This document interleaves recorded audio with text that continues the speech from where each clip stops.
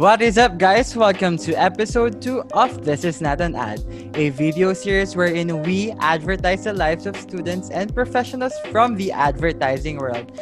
I am your host, Albert Guzman, for this term's podcast. This Is Not an Ad is brought to you by the Ad Create Society, bringing you entertainment and information from the finest students of the De La Salle University, as well as from the professionals from the field of advertising. Now, before we get into it, go give us a like, comment, and subscribe to our social media platforms. You know where to find us. And yes, today's episode, we have 3 advertising professionals who will enlighten us about what really goes on inside the advertising world. So, excited na ako makilala sila. So, without further ado, we start off with Mr. Silao. Okay, my name is Ali Silao. I'm currently head of art of BBDO Guerrero. I've been in the industry since 2005, so 15 years. Lolo na ako. One of the most notable works probably is I think Pao knows, this is the Hana Water Billboard. It was done probably 2015. Yeah, 2013. Oh, earlier, Ali. 2013? Oh. Sorry. 2013. Yeah, sobrang luma na. Because we made like billboards out of plants that clean the river. And most recently, we did the Old Spice one. The Old Spice, the Smell That Never Dies video. The one where hindi namamatay yung ating hero. Hello, I'm Maggie Querido. I'm an art director for Giggle. I'm on my almost second year pa lang in the industry. Some of my notable works, I think yung most recent would be yung Greenwich na YouTube bumper ads. Oh, and yeah those. And CIMB Bank, yung One Shot at Love na film. And I also had a hand in with the recent RC Cola ads. Hi everyone, my name is Pauline Diola, but everybody calls me Pao. I'm the Senior Account Director for Engine Inc., which is the subsidiary of Ideas Ex Machina, a group of Hakohogo. So, years in the industry, I started in 2013. That's probably like 7-8 years. Yeah.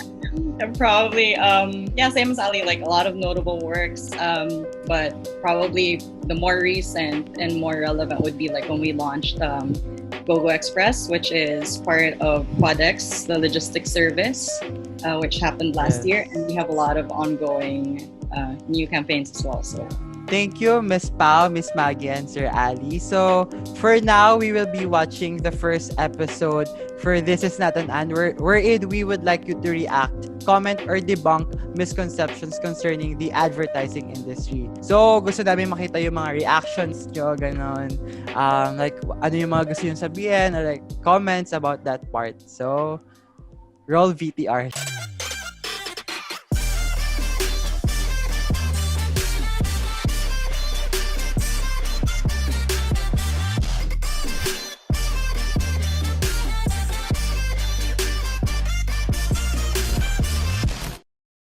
What is up, you guys? Welcome to This Is Not an Ad, a video series wherein we advertise the lives of students and professionals from the advertising world. So guys, what do you think about ad agencies? Familiar ba kayo kung ano-ano yung mga ad agencies na yun and kung anong ginagawa ng mga ad agencies? Let's start with our intern, Miss Jaleen. So if you want to intern, you really need to be familiar with the different advertising agencies. Since different yung ino-offer ng different advertising agencies. So, minsan, iba yung programs nila for internship, minsan, iba yung parang voice nila as an agency. So, like for example, si Giggle, di ba? Yung yung messaging talaga nila yung fun, weird. So, even with yung ad nila for RC Cola, for Dane's Cheese, ganun talaga sila yung as an agency, di ba? There are also like big agencies like Publicis na more parang serious, like Leo Burnett, pagka pamatanda na gano'n. So you really need to be aware of like what agency is good for you and what's the best fit for you, gano'n. Parang I don't agree kasi hindi lang naman puro weird yung ads namin sa Giggle. I mean, we also had Levi's. Yeah, yung sa parang blind ba yun na... Yeah, plus, Okay. I think talaga lang naman depende rin yun sa gusto ng client and sa gusto ng agency as well. Kanila-kanilang ideas lang yun. Alisan tayo na agency pang matanda. Actually, I kind of have to slightly agree na because per agency may kind of like kilala yung, or like something that the agency is kind of known for or specializes in, parang ganyan. So for example, TBWA, before when I was there for 10 years and they're really amazing at craft. I'd say, you know, and very local feel, local flavors, you know. We did like this Quentin Tarantino cinema nila ad, may isang palengkera, tapos nasugatan siya, tapos sumabog yung kamay niya na parang Quentin Tarantino movie. Parang very, very Filipino. Yun, kilala yung TBWA doon. Yung BBDO, for example, I can only speak for two because I've only been with two agencies. BBDO is very, there are more regional stuff. There are more, I guess, more high-end, I guess. Yung mga kliyente, so parang medyo they have FedEx, they have Visa, they have Pedigree, Snickers, yung mga ganon. So it's kind of like a different voice. And of course, Giggle, you know, the game changer right now. So ang maganda sa Giggle, they're very young, 3 years, and they've been doing work that makes everyone like, you know, head turners na mga stuff, like makes everyone rethink kaming mga oldies. I mean, BBDO has been there for 18 years. So 18 years compared to 2 years. They're even older ad agencies. So parang it makes us rethink, why are we doing these medyo traditional stuff when this young agency is doing these fun things that are, you know, going viral and very loud, you know. So yun yung maganda dun sa nangyayari. And kung sasabihin, but the thing is, hindi naman ibig sabihin na kunwari, Giggle is all about crazy stuff. Hindi ka naman pwedeng gumawa ng crazy stuff for example, bangko yung ano mo, client. Yes. You have to choose din po yata yung client. It depends also on the brief. The brief is the one that we base everything on. So I guess my point lang is, yes, agencies have their own voice or like they know, kilala sila for something or specialization, but hindi lahat ng ginagawa nila ay ganun. It all still depends on the client brief and the brand that they're handling. Yeah, I actually have to agree with Ali on this, and I can only speak for the agencies I've been in. I think it also is very dependent with the client relationship that you have.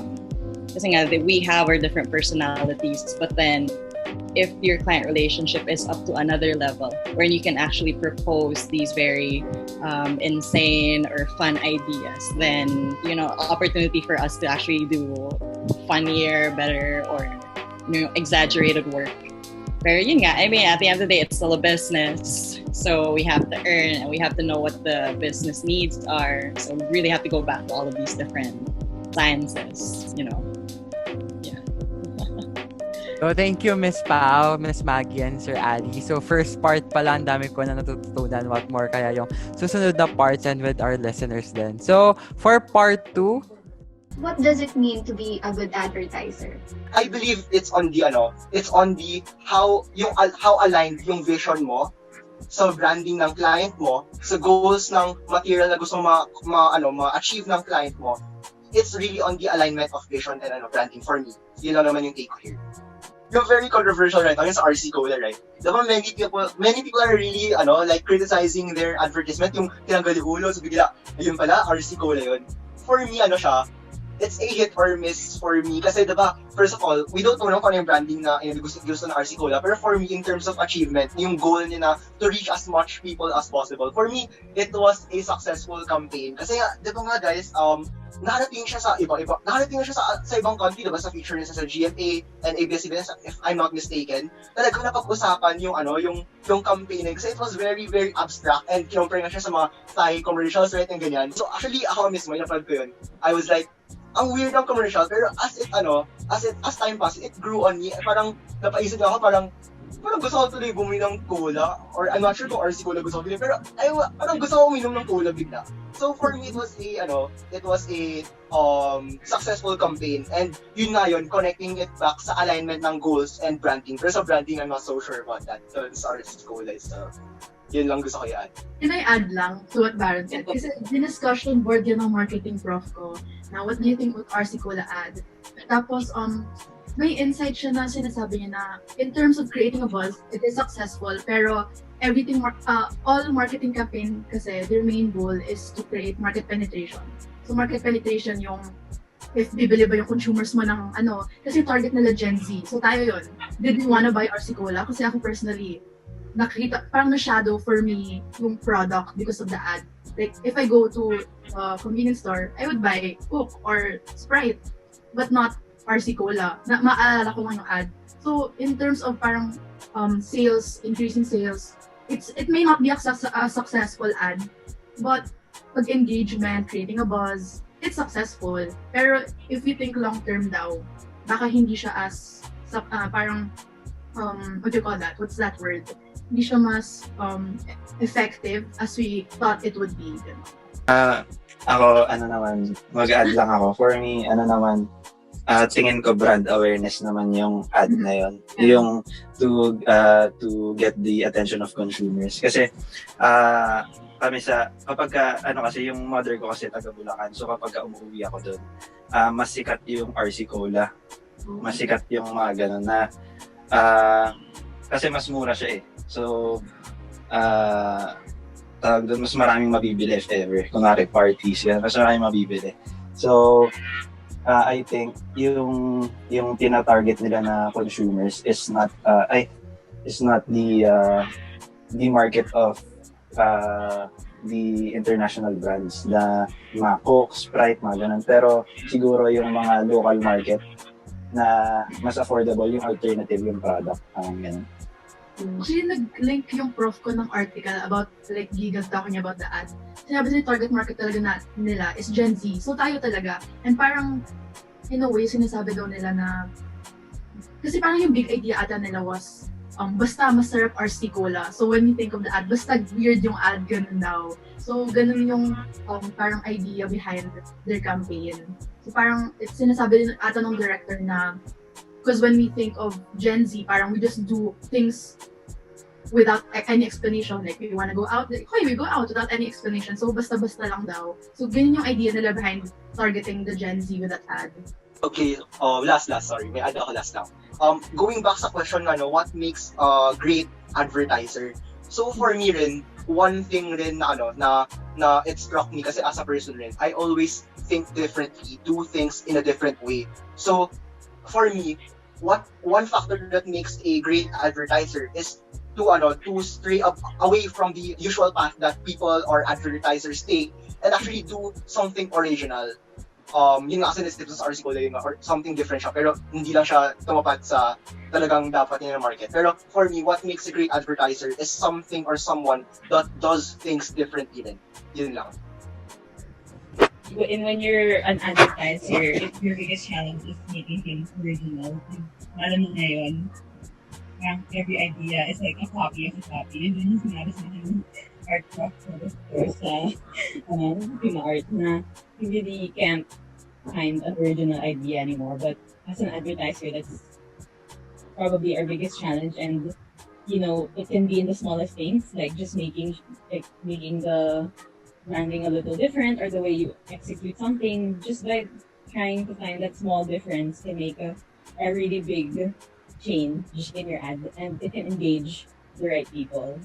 I think it's very interesting. I like how people are getting very cerebral about ads.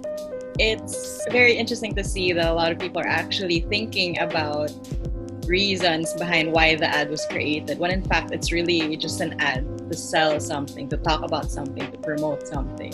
Diba? Pero I think they're talking to like the Gen Z. So I mean, it's nice. It's nice to see like a lot of people actually putting a lot of thought into it. I think for me personally, what makes what was that question like? What does it mean to be a good advertiser? Advertiser. I think what it means to be a good advertiser is if you're able to produce that kind of impact to different people, make them talk about something. I mean, I get that there is a business to this, but the mere fact that your material actually stirs different kinds of emotions, I mean, for me, that's actually a very good mark of a good advertiser or good material, a good campaign. If people actually have something to say about it. What we don't want now is for you to actually have a material out and people just passing through it. Parang, okay, next. You know, that's something that a lot of people are struggling with right now. So it's good that people are trying to think beyond the box, you know, trying to see how people are still going to be interested no matter how inane or crazy the material might be. So I think it's that. It's really the impact that you're able to give. Depende din yan on your market you're talking to eh. I mean, Gen Z nga, pero ibang personalities, ibang psychographics, likes, dislikes, all these things have to consider. Natatawa ako dun sa comments nila with the ad. Like, yung sabi nga that they're trying to target Gen Z. While it's not, from what I remember sa briefing, it's not wrong, pero I don't think sila yung Gen Z na tina-target nung ad na yun. Like what one of them mentioned, yung RC kasi mas sikat siya in the provinces, yeah. And yung sa branding na concern nung isa, dun kami nagkaroon ng freedom kasi walang branding si RC. Kasi with Coke, you have family and Christmas. They own it. Then si Pepsi, it's all about mga teens then like getting together with friends, ganyan, festivals, music festivals, ganon. So si RC, parang saan mo siya ilulugar? So might as well have fun with it na lang. Yun na yung naging outcome nun since wala siyang solid branding talaga. We had a lot of freedom with it. So, ganon. I agree with what Pao said na if you're able to stop them from scrolling nga, and that can be considered a success na. Especially with yung attention span of a person getting shorter and shorter. Being a thumb stopper is usually the goal talaga for all marketers naman. And I mean, what the client wanted naman din kasi was to create a viral video. So, I'd like to think that the team behind RC did their best naman kasi sa initial stages lang ako din na involved. But the basta idea was present na rin by then. Pero sila talaga yung naglakad sa client, and we were lucky enough that the client actually jumped on board talaga. Like, na-excite din sila. So that made us believe that the idea we presented to them was gonna work. Like, we had high hopes for it talaga. Yun lang naman for RC. So, meron akong sasabihin sa inyo guys kung gusto nyong mag-advertising na kailangan nyong malaman from the onset that people hate ads. So, ang job namin is to basically make it bearable or make it, at least fun. May makuha at least kahit papano yung tao, hindi lang i-ignore like what we usually do. And for me, yun ang ideally all creatives, I hope all creatives, and I assume that all creatives want that, an ad that is not ignored, because a bad ad is better than an ignored ad, in my opinion. Kasi a bad ad sometimes, na ano pa yan, napag-uusapan pa eh. Diba how some bad movies have a cult following, so bad it's good, yung mga ganun. I mean, I'm not saying make a bad ad, but I'm saying at least napansin. And for me, yun yung for me, success yung RC collab because right now we are discussing it. You know, there are even discussions in classes. There's even an entire session in this video that we're talking about this ad or these two ads. May pangatlo ba, Maggie? I will neither confirm nor deny. Right. Normally campaigns have 3. Ano pa ba sasabihin ko? Yun, so maganda na parang we already know that people hate us. People hate what we're doing. We're trying to sell people things that they don't really need right now, you know? And we're trying to make money for the capitalists. But I mean, this is our job. So what we want to do is create something na sana, utang na loob natin sa kanila na pinapanood nila tayo. So gawin naman natin nice or funny or nakakaiyak or memorable, or something that parang they like, ay gusto ko yung ad na yan or gusto ko yung sound ng ad na yan. And RC created their own space which is weird, something na parang bakit ka gagawa ng emotional din, bakit ka gagawa ng fun din, pero gawa ka ng sarili mo para masabi na RC yan, yung sarili mong area or territory.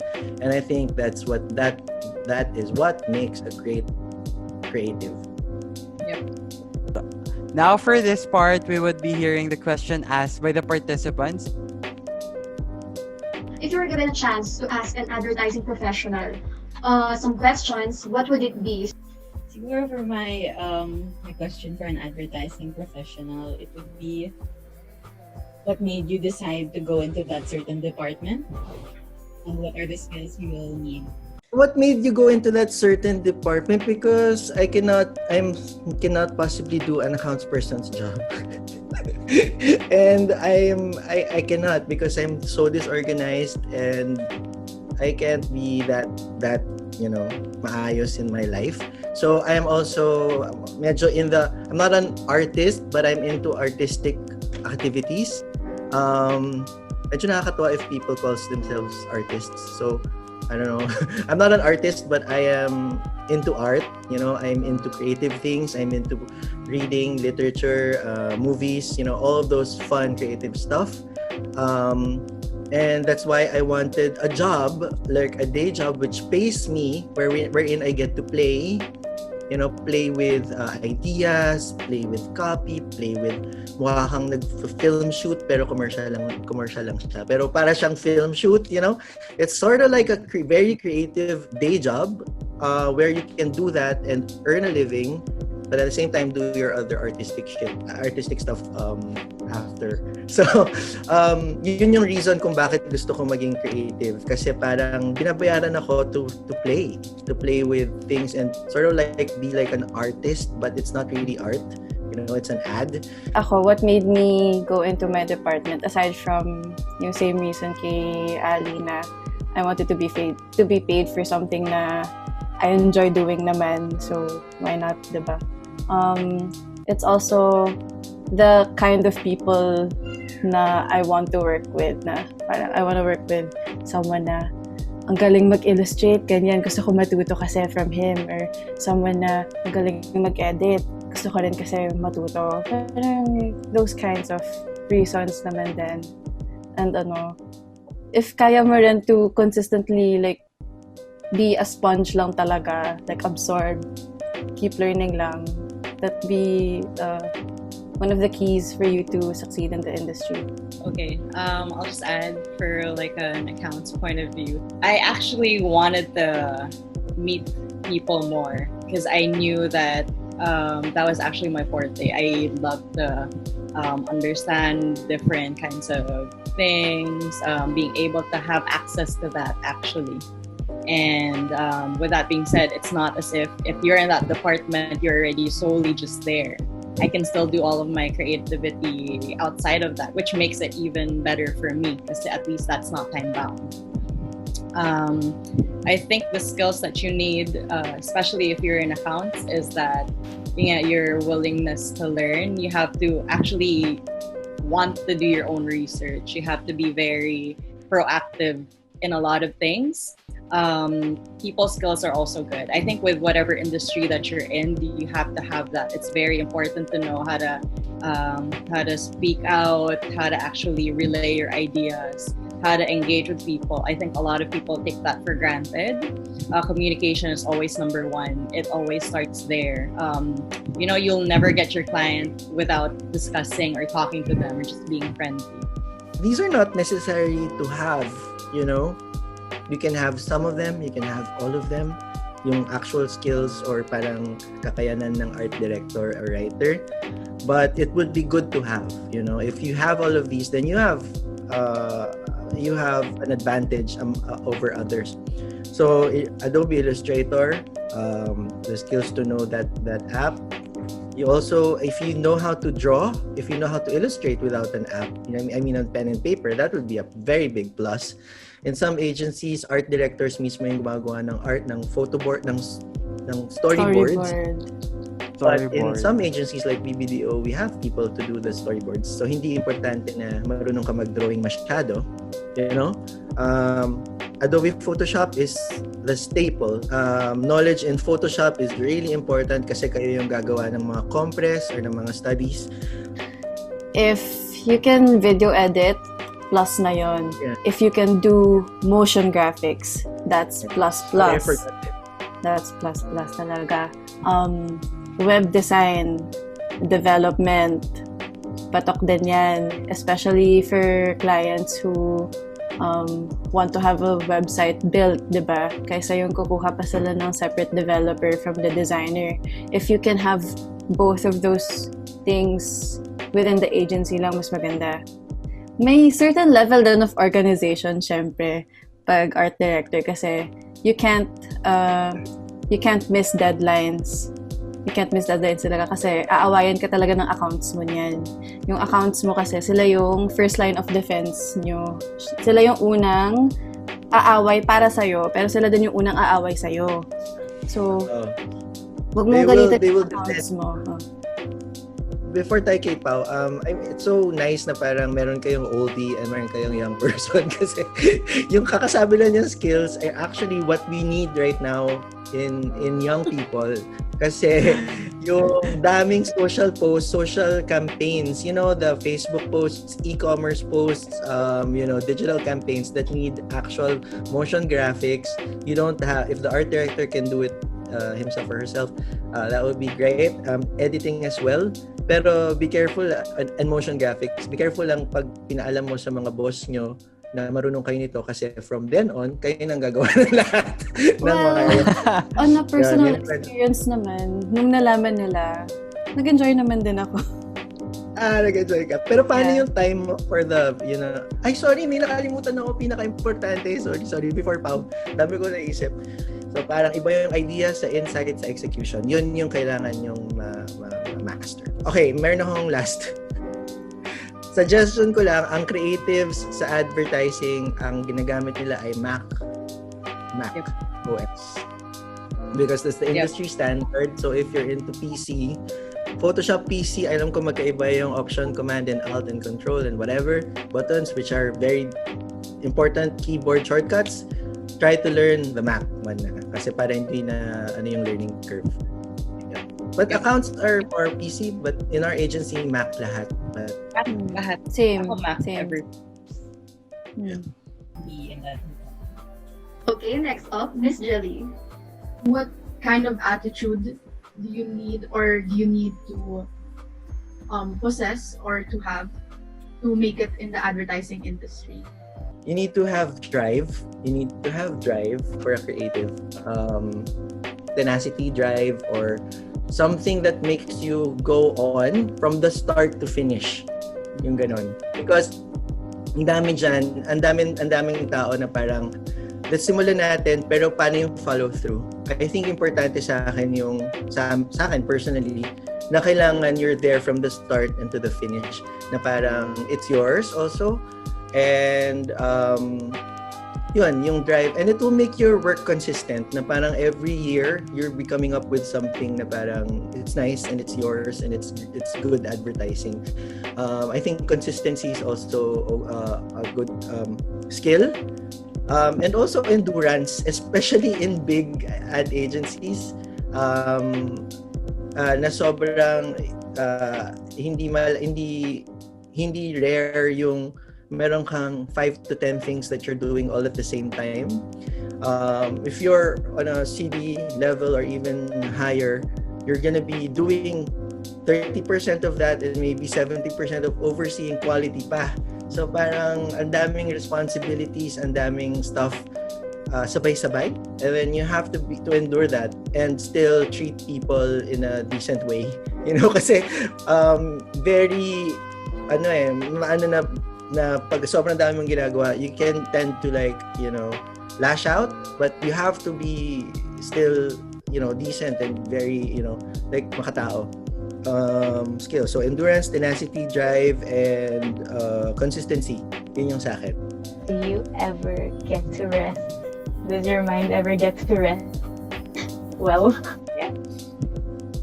I mean, in the sense of not just thinking about work all the time, but then the creativity, I don't think you'll ever rest. Because it's seen naman in the clothes that you wear, fashion sense, the movies that you watch, what you write, what you paint. It's that. I don't think literally it doesn't really rest. But in terms of work, you stop thinking about work after a certain point in time. What are the other things that advertisers do that other people doesn't usually know? They mount events. Yeah, we do events. Yeah, a lot of things. Events, production, they bake. We have they do some similar to art, installations, fashion, marami, accessories, design, a lot of different things actually. So how do you find motivation in creating marketing pops kapag hindi mo siya passion? So watching research, and I mean watching videos, reading articles, going to asking friends, watching films, reading. Yun yung importante to get motivated to create something that you are actually not. Because how are you gonna create ideas if you don't know what you're talking about? Yeah. Research. Yeah, that's actually true. The research part is actually very important because it also gives you a sneak peek into how these people are actually going about their days, who these people are just beyond consumers. The people just really say, oh, they're the target market, they're consumers, but these are actual people. So it's good to actually try and talk to them, ask why they buy certain things, why they do certain things. Try it out yourself, diba? The research is actually the fun part for me.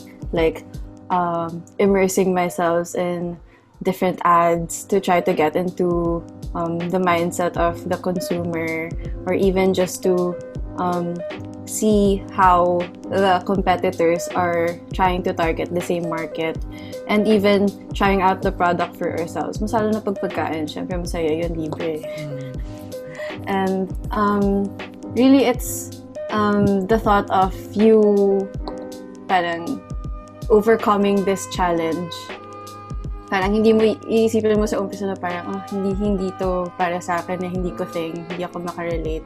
But when you actually get through it, it's an achievement for yourself kasi you made it through all that, and no matter the outcome, that's still growth on your part.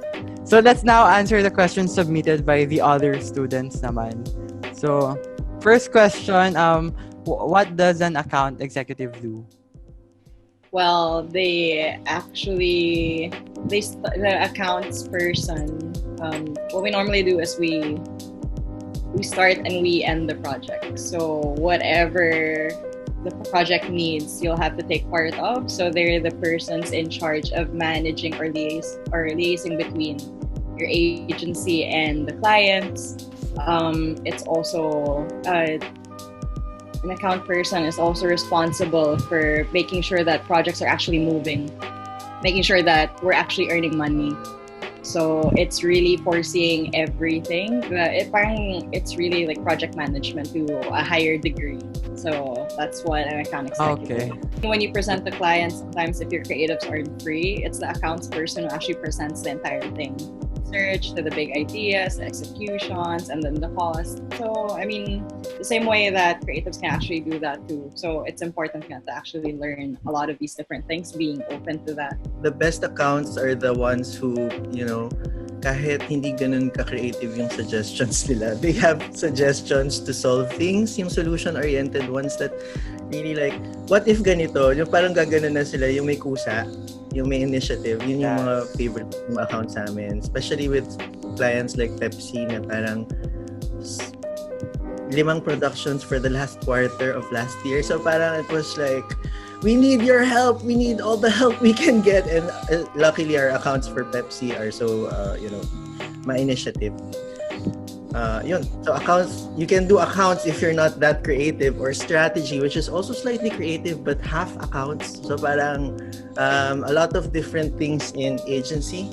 So, thank you. So, moving forward, what factors do I need to consider in choosing which advertising agency to work at? Para sa akin, Maybe applicable naman siya to any kind of workplace. Yung turo sa akin ng dad ko since I was young was to look for a mentor talaga that will help you improve and hone your skills and help you succeed. Yun naman talaga yung importante when you're looking for any kind of workplace. Kasi if maganda nga yung kumpanya, pero hindi mo naman masyado gusto yung mga katrabaho mo, hindi ka rin tatagal, hindi ka rin mag-flourish doon. So, ganun lang talaga. First, know the people in the industry, know who you want to learn from, and try to learn from them as much as you can. I think it's very subjective kasi each agency has its own quirk, and even if it has its own personality, it also depends on you if you're a good match with that agency. So I love debunk, and the only reason why I left is because I wanted to try different agencies. Kasi if I just stayed there, baka never na ako aalis. So it's that, like, if I really want to learn more different kinds of creativity that's not just limited to that agency, so it's good to actually just experience it yourself. So in terms of factors, there's not one that I can think of personally that would actually be one of the top considerations, but that's a good start with what Maggie said, like really understanding who are working there, what you want to learn, who you want to learn from, your mentors, and then just learn as much as you can from them. So I think that's a good start if you're very interested in working in an agency. I totally agree with Maggie and Pao. Yung mentor, yung like, sino ba yung kanino mo gustong matuto. Even at my age, I'm really, really old compared to you guys. You check out the work. The work is the basis for what type of agency, what type of creative leadership yung agency na yun. Young, like for example, Gigil is young and very gigil. Actually, gigil sila, and they're on a roll. They've been like doing Danes and and ano pa ba yun? Greenwich and Orocan. Okay, so kung gusto niyo ng mga ganun, then you'd know na yung mga bossing nila are really into that type of creative. And then DBWA, they're more into design. If you're a craftsman, if you're more into like to know how to do art direction really, really well, check out their work. They're really into that, and they can train you to be like that. BBDO, I think, is about idea and copy. So yun yung parang I think forte nila, because also the leader is copy-based. So ganun, kung ano yung gusto nyong aralin, check out the work and who you learn from and try to apply. Check out also the young ones, the startups, the indies, the independent ones. I think they're doing pretty well at the moment. Gigil, 7AD, new works, yung mga independent, hindi pa owned by networks. So do you guys have any final message for the advertising students out there or like listening? So yung mga nag-aspire to become an ad men or ad women. So anong message niyo for them? Galingan nyo, guys. Matulog na kayo habang kaya pa.